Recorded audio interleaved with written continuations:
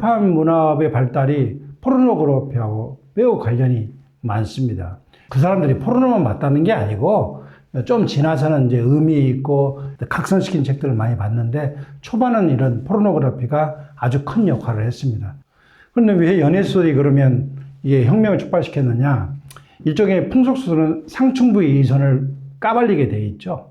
그리고 왜 나는 왜 귀족 아가씨랑 연애를 못 하느냐? 일종의 왕후장성의 씨가 따로 있더냐? 이런 거가 똑같은 거죠. 오늘은 벽돌 제조업자님을 한 분 초청해서 어떻게 이 벽돌을 제조하게 되었는지 그 이야기를 한번 들어보려고 하는데요. 그 지식인 사회에서 벽돌 책들 중에 위대한 책들이 되게 많아요. 진짜 그 독서가들이나 아니면 뭐 이런 분들 중에 내가 벽돌을 몇 개를 격파했다, 아니면 내가 몇 개의 벽돌을 읽었다, 그걸 쭉 자랑도 하고 막 그러시는데, 최근에는 이제 책 읽는 인구가 줄어들고 이제 안 읽는 분들이 많아지시면서 벽돌책을 멀리 하려고 하시는 경향이 있긴 해요. 근데 이제 벽돌책의 그 즐거움과 그 빠져들게 되면 그 매력에서 벗어날 수가 없게 됩니다. 오늘은 벽돌 제조업자, 대전환기 한국의 미래를 만드는 세 가지 힘, 병렬 파워, 코어 심벌, 혁신 생태계의 저자인 공강영 작가님을 모셨습니다. 반갑습니다. 네. 벽돌책 만드는데 어려움 많지 않으셨어요? 많았죠. 저도 500페이지짜리, 600페이지짜리 책은 많이 썼는데, 그냥 2배라 생각을 했는데, 사실상 보니까 한 8배 되더라고요. 뭐, 길이, 높이, 넓이까지. 그래서 굉장히 힘들었습니다. 예. 몇 년 걸리셔서 쓰신 거예요? 그래서 한 15년 전부터 모아서 글을 썼었는데, 구체적으로 집필을 한 것은 5년 전부터였는데, 이게 한국사, 그 다음에 일본사, 미국, 유럽사가 다 포함되다 보니까, 저자들이 전부 다 이제 자기 부분에 집중하다 보니까 갈증이 많았고, 그 갈증이 소금처럼 결정체가 되다 보니까 내가 써야겠다고 생각한 게 진짜로 5년 전부터 썼는데, 이렇게 무모할 줄 몰랐고, 이렇게 힘들 줄 몰랐습니다. 벽돌책을 쓰려고 쓴 게 아니라 주제가 크고 깊다 보니까 이게 연관된 걸 같이 쓰다 보니까 이렇게 됐고요. 일본사, 한국사, 유럽사, 미국사의 전문가 책만 약 본문과 각주에 700~800권이 소개가 됐고, 엄청 많이 하셨네요.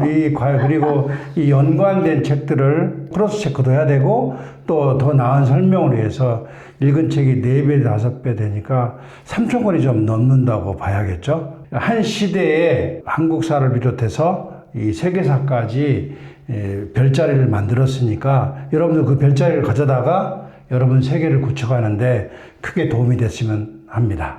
저희도 이제 책을 만드는 일을 하다 보니까 벽돌책들을 되게 좋아하고 또 되게 존경하고 이러는데, 제가 만들고 싶진 않고 남이 만든 벽돌책을 읽고 싶은데 어쩌다가 벽돌책을 어쩌다 가스라이팅 당한 것 같은.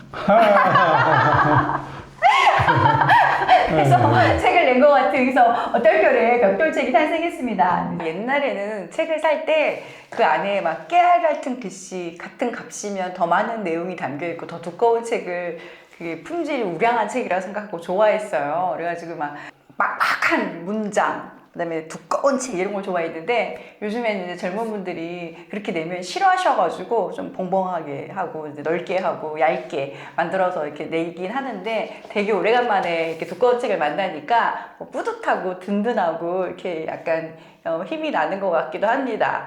그렇지만 현실적으로 요즘 젊은 분들께서는 이런 두꺼운 책을 딱 만나는 순간에 깜짝 놀라시고 도망부터 가실 것 같아요. 그리고 이 책은 내가 읽을 책이 아니야 라고 생각하실 수 있는데, 엘리베이터 스피치라고 있잖아요. 엘리베이터에서 CEO를 만났는데 1분 안에 설득해야 된다. 자, 독자를 지금 엘리베이터에서 만났어요. 그 독자에게 1분밖에 시간이 없어요. 어떻게 이 책을 설명하실 거예요? 하여튼 자연하십니다, 안 대표님.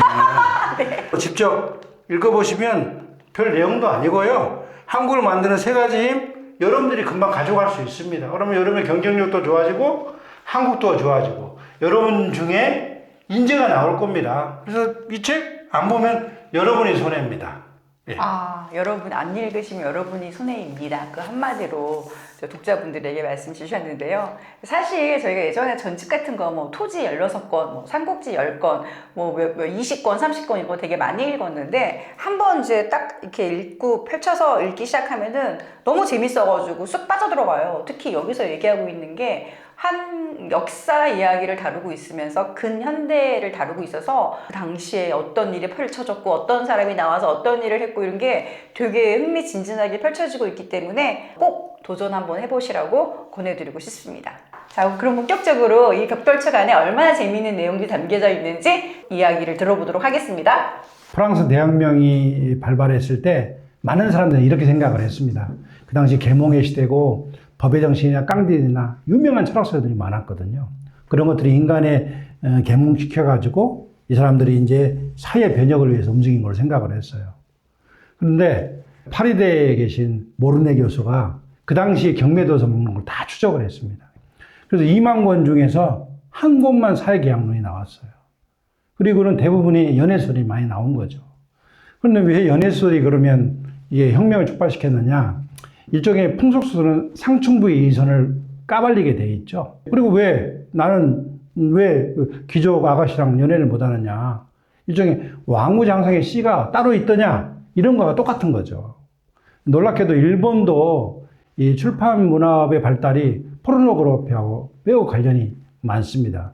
최초의 소설도 호색 일대남일 정도로 굉장히 많은 여자와 또 남색까지 했으니까 4,000명이 넘는 인원을 많은 관계를 맺은 책이거든요. 이게 굉장히 인기를 끌습니다.